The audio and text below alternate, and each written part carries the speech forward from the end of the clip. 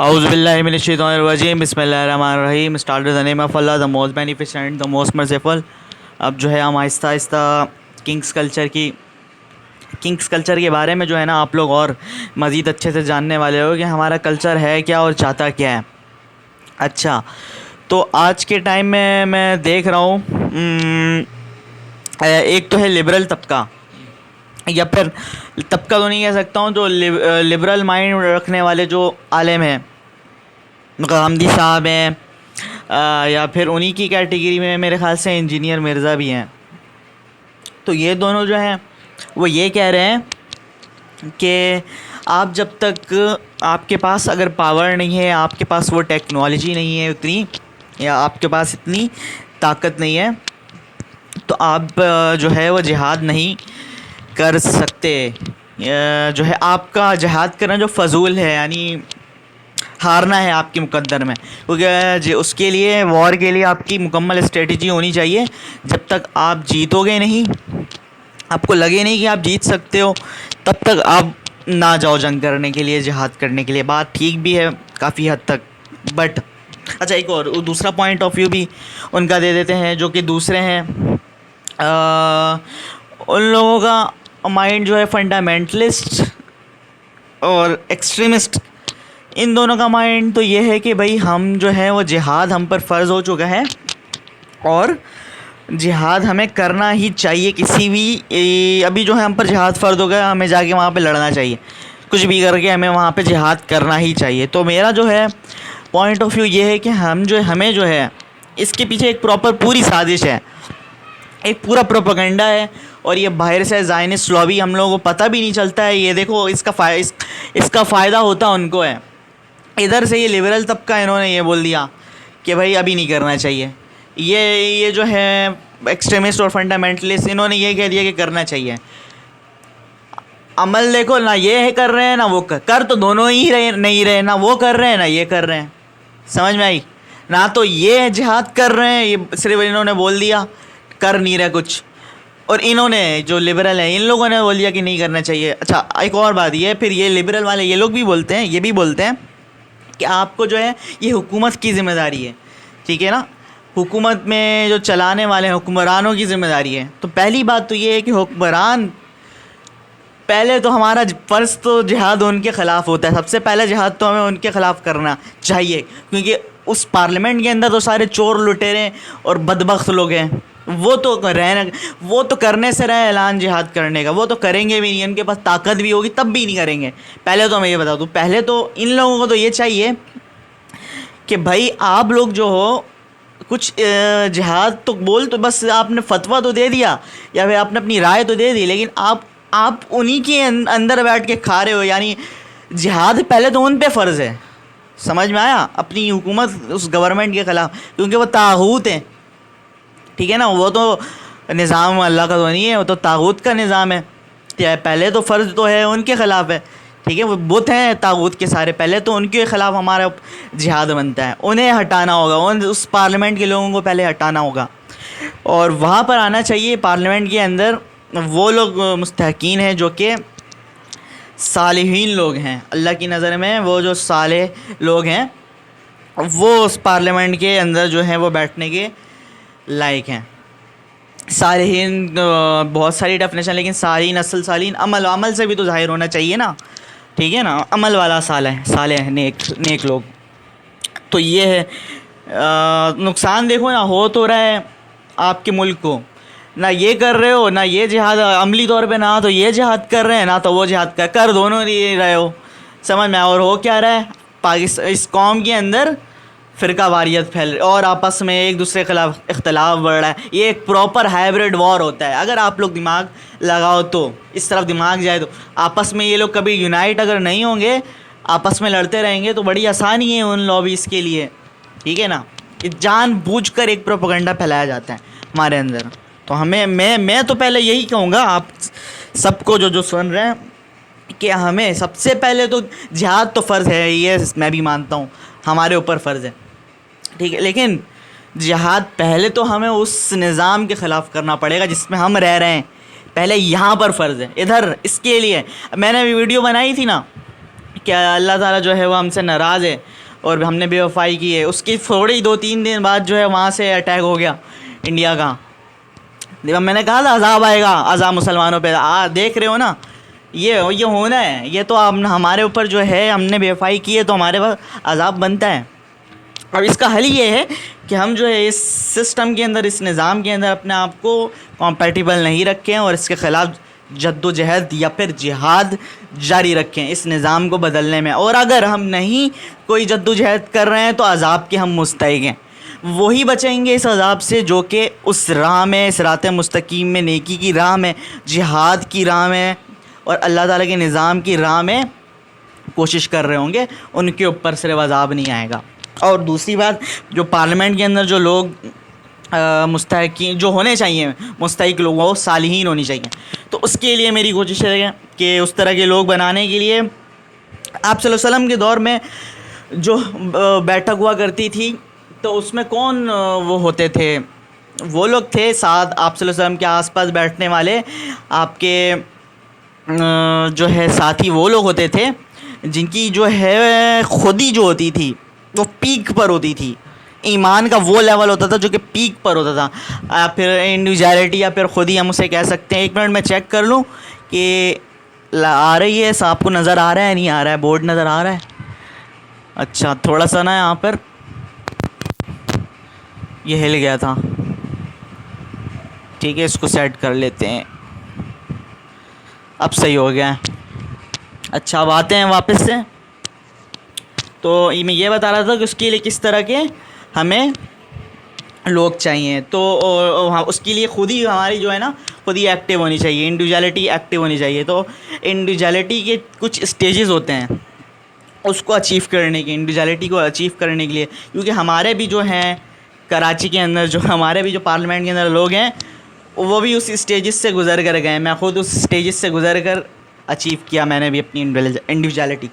तो पहले स्टेज जो होता है वो होता है अतात खुदाबंदी। ये मैं पढ़ा तो रहा हूँ मैथ, लेकिन मैं चाहता हूँ कि ज़रा ऐसे काम भी कर लूँ जो कि याद रखी जाएँ, सवाब मिलते रहे हमारे दुनिया से जाने के बाद भी, ठीक है ना। सबसे पहला स्टेज होता है अतात खुदाबंदी।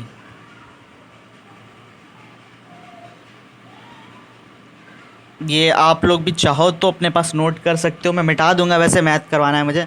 यानी हमारी जो ज़िंदगी है, अमली इबादत जो हम ज़िंदगी गुजार रहे हैं, हमारे इबादत तो वो इबादत नहीं जो कि मैंने बताया आपको, जो असल इबादत वो है जो कि हमारे अमल से हम अगर हर वो काम जो करते हैं जो कि हम अल्लाह ताला की फरमाबरदारी में कर रहे होते हैं, तो वो पूरी ज़िंदगी हम ये कह सकते हैं कि हमने वो ज़िंदगी गुजारी जो कि अल्लाह ताला की फरमाबरदारी में गुजारी।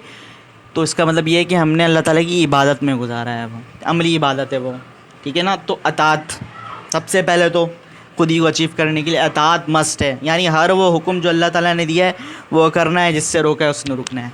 फिर उसके बाद जो है वो दूसरा एक स्टेज आता है, उससे हम कहते हैं ज़ब्त नफ्स।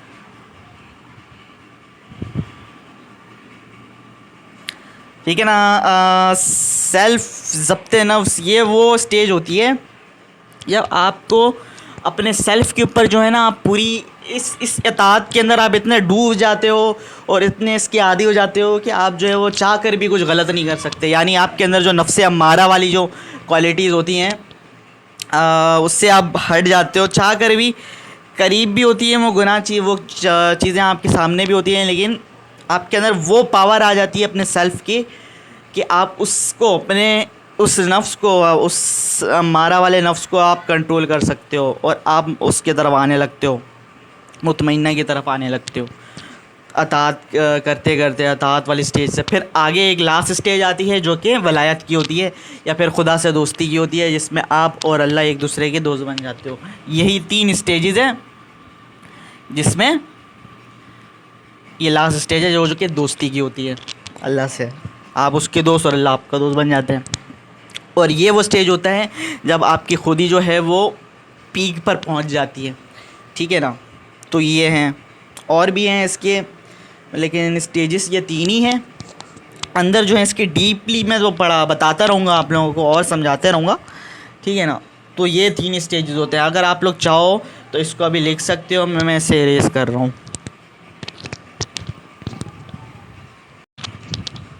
चलो अभी इस आगे इस क्वेश्चन को करते हैं। अब सेकंड पार्ट स्टार्ट हो गया है। फर्स्ट पार्ट तो मैंने आप लोगों को समझा दिया था। सेकंड पार्ट के अंदर हमारे पास कह रहा है कि rate of change find out करो when x change from a to b. अच्छा, हमारे पास वैल्यू गिवन है, एरिया गिवन है, ठीक है। सेकंड क्वेश्चन, एरिया गिवन है हमारे पास pi x square, x show कर रहा है रेडियस, पाई आर स्क्वायर होता है ना रेडियस ऑफ द सर्कल, ये वही है। एक्स स्क्वायर है, आर स्क्वायर नहीं, एक्स स्क्वायर है। अच्छा, ए की वैल्यू दी हुई है 3 और बी की वैल्यू दी हुई है 3.1। तो सबसे पहले आपके पास फार्मूला वही है। इस फार्मूले के अंदर हम सबसे पहले एक काम करते हैं, एच को फाइंड आउट कर लेते हैं। एच को फाइंड आउट करने के लिए हम यही फार्मूला यूज़ करेंगे कि बी को ए से माइनस कर देंगे। बी की वैल्यू है 3.1, ए की वैल्यू है 3, तो 3.1 को 3 से सब्ट्रैक्ट करने के बाद आएगा 0.1। ये तो आ गया हमारे पास एच, एच आ गया। एक्स मौजूद है, एक्स क्या होगा हमारा, ए होगा, ठीक है। बस अब काम करते हैं वैल्यू। हाँ, एक और काम कर लो, यहाँ पे del y upon del x find out करने कह रहा है, लेकिन हमारे पास क्वेश्चन है एरिया गिवन है, area is equal to pi square. तो एक काम कर लेते हैं, हम इस ए को हम वाई का फंक्शन बना देते हैं, लेट कर लेते हैं कि ए बराबर है वाई के, ठीक है। और वैसे ए की वैल्यू किसकी है, पाई एक्स स्क्वायर के इक्वल है, ठीक है। तो जहाँ पर ए होगा वहाँ पर ए के बजाय हम लिख देंगे वाई, क्योंकि हमें del y upon del x चाहिए। अगर मैं इसको डेरिवेट करूँगा तो del a upon del x करने लग जाऊँगा, तो गलत तो नहीं कह सकते, बट हमें जिस फॉर्म में कह रहा है हमें उस फॉर्म में ही करना चाहिए। अब हम डेरिवेटिव निकालते, इसको इस फॉर्मूले से सॉल्व करते हैं। तो हमें पता है we know del y upon del x is equal to f x plus h minus f x divide by h. अच्छा, अब जो है हम एक एक करके वैल्यू पुट करते हैं। एक्स की वैल्यू वही होगी जो कि ए की वैल्यू होगी, तो ए किसके इक्वल है, 3 के, और एच की वैल्यू आई है 0.1, ठीक है, माइनस एफ। अच्छा, ए एक्स की वैल्यू क्या होगी, 3, नीचे आएगा अपना एच की वैल्यू क्या आई है 0.1। इसको सॉल्व करो तो ये हो गया एफ 3.1 F3 और नीचे आया है 0.1। अब यहाँ से हम काम स्टार्ट करते हैं मेन। अच्छा देखो, इधर से मैं ब्रेक न्यू करके लाइन मार देता हूँ एक। हमें जो है ना फंक्शन गिवन है a is equal to pi x square, सही है, ये फंक्शन हमारे पास गिवन है। तो ये फंक्शन ऑफ एक्स है, ये भी फंक्शन ऑफ एक्स है।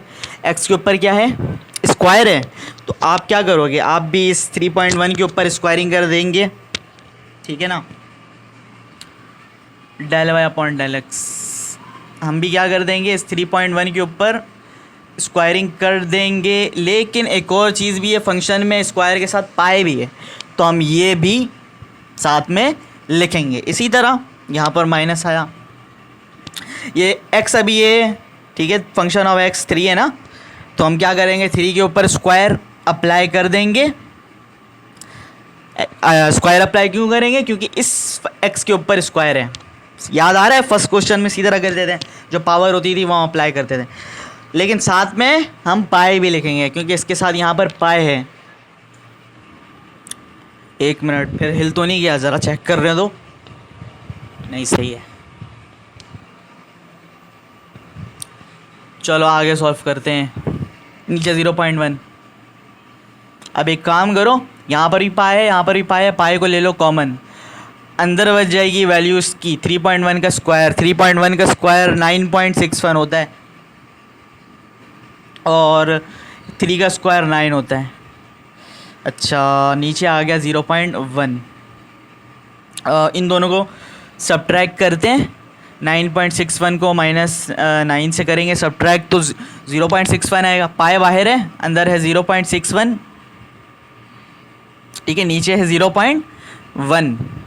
अब सिंपल 0.61 को 0.1 से आप कर दो डिवाइड। अब इसके लिए तो कैलकुलेटर यूज़ करना पड़ेगा मुझे, मैं इसको स्टॉप कर रहा हूँ।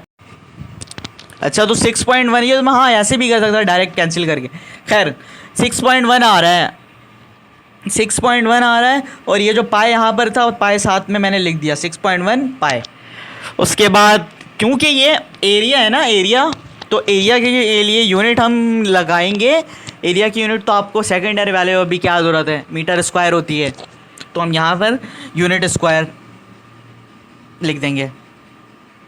ठीक है, इससे पहले हम मीटर सिर्फ यूनिट लिख रहे थे, अब यूनिट स्क्वायर लिखेंगे। क्यों? क्योंकि एरिया की यूनिट होती है स्क्वायर, मीटर स्क्वायर, इसी वजह से यूनिट स्क्वायर आ गया। ये आप कर लो, अपने पास लिख लो नोट करके, फिर साथ साथ अभी सेकंड क्वेश्चन भी कर लेते।